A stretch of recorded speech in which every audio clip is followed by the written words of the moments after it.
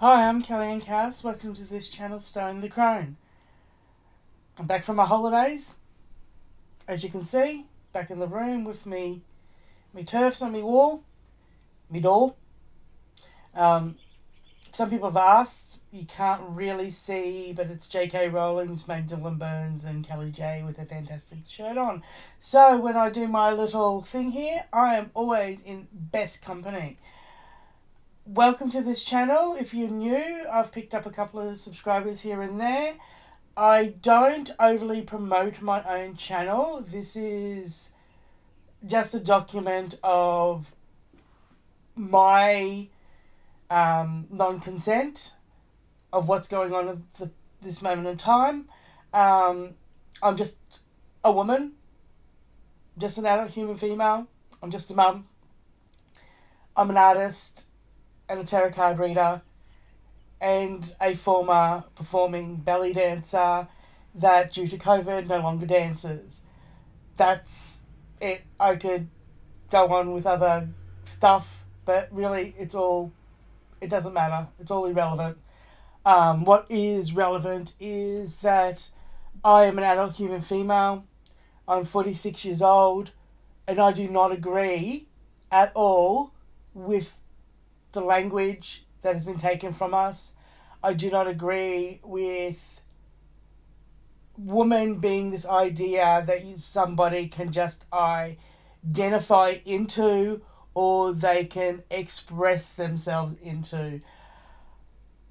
It's actually taken me until my kids are adults to actually really appreciate what it means to be a woman.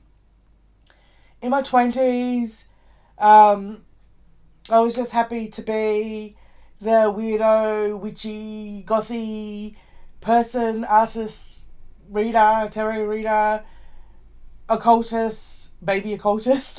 And as I've matured, and part of that, for me, part of my growing up has been seeing my kids get older, and now that they're baby adults, I feel more confident to be able to put my face out and speak openly about why I disagree with this movement and this ideology that's literally sweeping the Western world, but also the globe in general.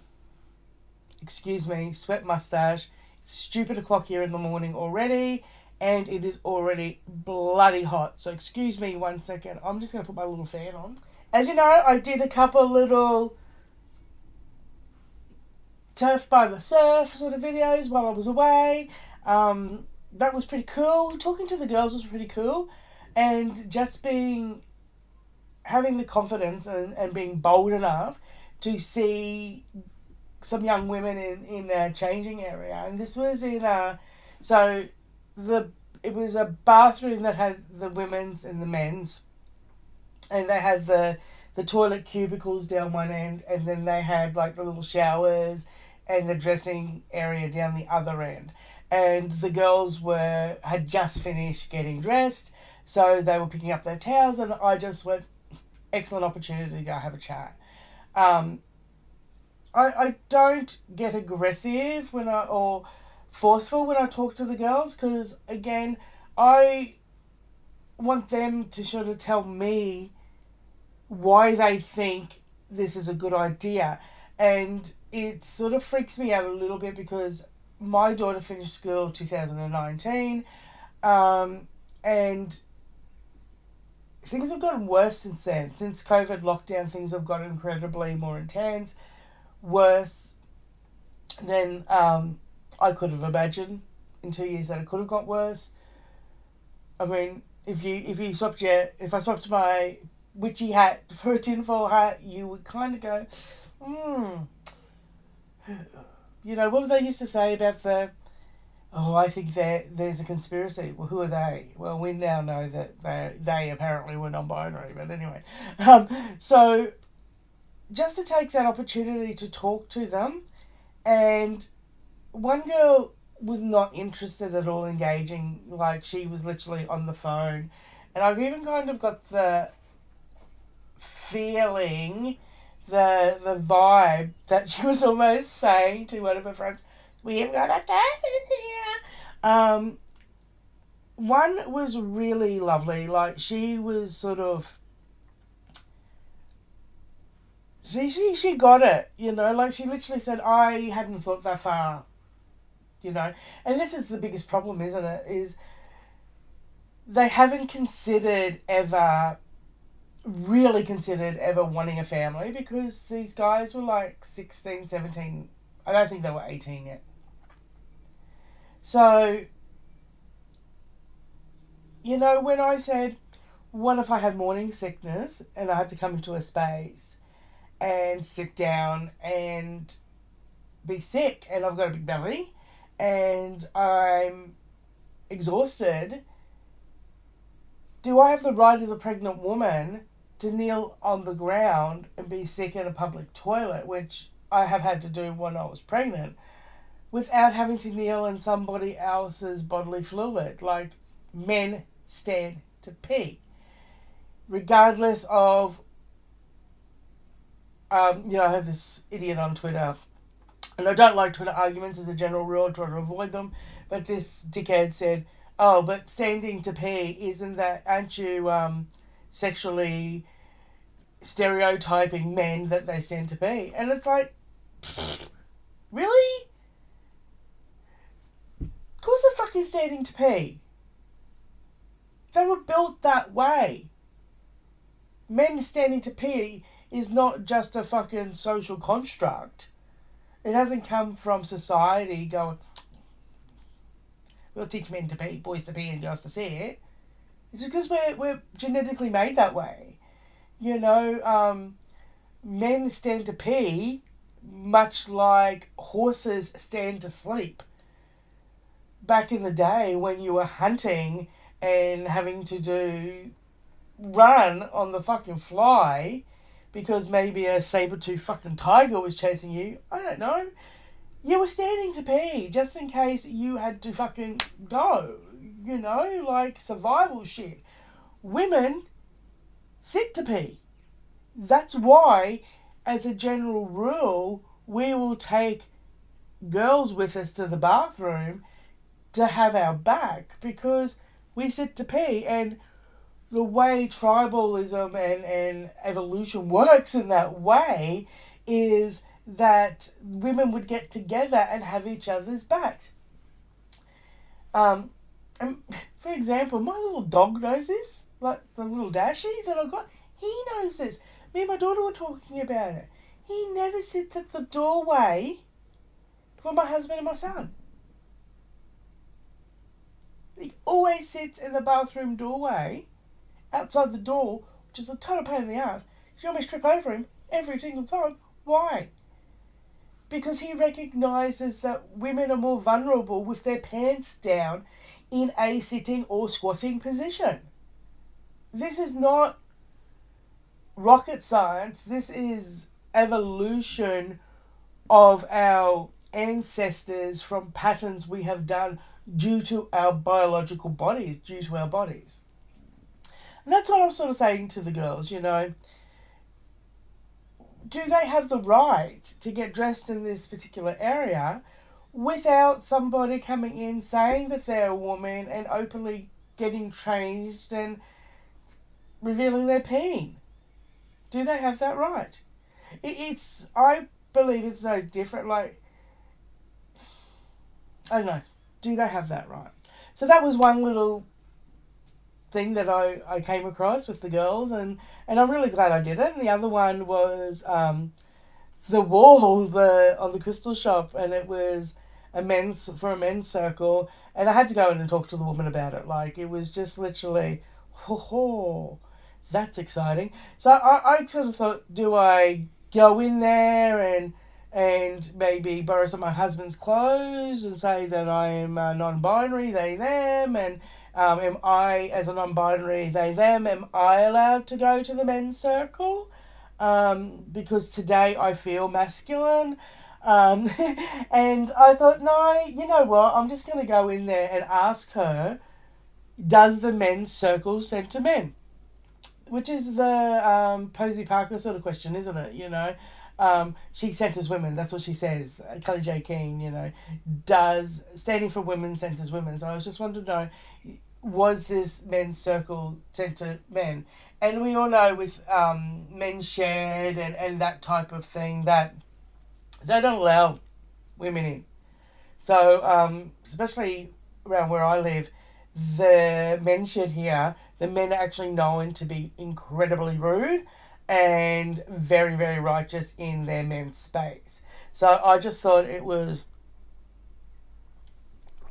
interesting that it was bold enough to be there in the first place. So I already given the shop an extra bit of kudos for being bold enough to put it up. So I've gone in there and, sort of said, do you send to men? What's the go with it? And the woman knew exactly what I was talking about. Hey, like, totally. And she went right over the cash register and the thing, and she said, yes, it does send to men. But I can't say it out loud because then I'm going to be sued. So I just thought this was fantastic. So that wasn't the first time I went to the shop. I do like my occulty, crystally tidbits. I'm not going to lie. If you're going to collect rocks, why not collect pretty rocks? So I did purchase a couple of things from the shop, which probably shouldn't have. I did buy myself another tarot deck, so that now makes 38. I think at last count. Yeah, it's an addiction. I have a problem. I have a problem with cards. Tarot cards. No, I don't read all these decks. I don't. I read probably from about 4 decks. The rest, I just gotta have. I just like them. They're pretties. You open them, they're pretties. They smell good. They smell like new books every time. Love the interpretation of different artists and their symbology. Anyway, enough on that. So, after a couple of times I'd been in there, because the shop wasn't far from where we were at, and talking, I actually found that the more I'd been in there talking, the more I'd been looking at the stuff, the more I was sort of working and just communicating with the lady, the more bold she got and the louder she got. And by the last time I was in there, we were actually speaking 100% honestly about the whole thing, and she didn't even care at this point whether or not there was any customers in the shop to overhear, which was fantastic because there is nothing like a couple of turfs to turf the rest of the room and peak them. So that just made my holiday fantastic to be able to peak. As much as my husband probably could have done with a turf-free holiday, he did not get one. This is no time for taking holidays right now of my particular surfing. I would have any time, anywhere. And I even seen a card. It said, which is funny because I had put it in a comment somewhere too. Someone said about Turf Club. And I'm like, yeah, Turf Club. First rule of Turf Club is to always talk about Turf Club. Like, if you're not talking about turfing, then you're not peaking people. That's just how I is.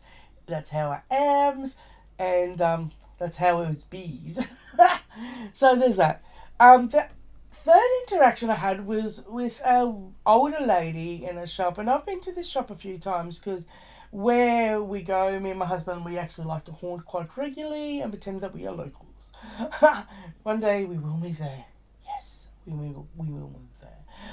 So I went in, and the lady sort of is a bit familiar with me. Like, it's not the first time she's seen me haunting her little shop, and it's a lovely little gift shop. I even bought a little love heart with a little porcelain love heart tile with a dash hand on it. So I'm going to buy that, of course. So when I went in there, and she asked me what I'd been up to since the last time I was there. So, of course, I'm going to tell her about the conference that IWD ran, and I'm going to tell her about the rallies. And she sort of looked at me and she said, and pulled faces, And she said, so you don't think any man could be a woman? And I'm like, no, not one. There is no category of woman that includes man. And her answer to this was, the whatabouts. Here comes the whatabout. What about caught in the act? What? No! No, no, no.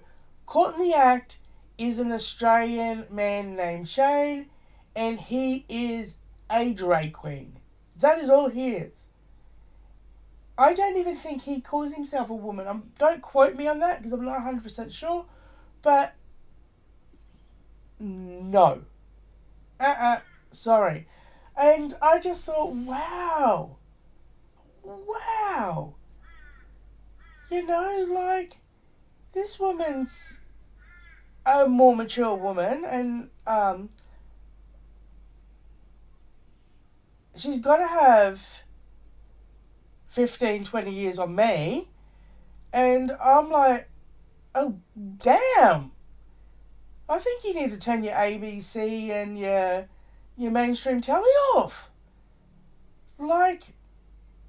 I just really was, blown away that this is where we've gotten here in Australia. We've gone from, I can't remember what year it was, but the movie Priscilla, Queen of the Desert. I might have to go back and rewatch it and do a little bit of a symbolic breakdown and see what's in that, hey? Because it's been a while since I watched the old Priscilla, Queen of the Desert. And the woman that movie was sort of based on was a woman called Carlotta. And Carlotta ran Les Girls in Sydney. And there used to be a show on when the kids were little, and it was called Beauty and the Beast. And Carlotta was always a regular on this talk show. Interesting person, but not a woman.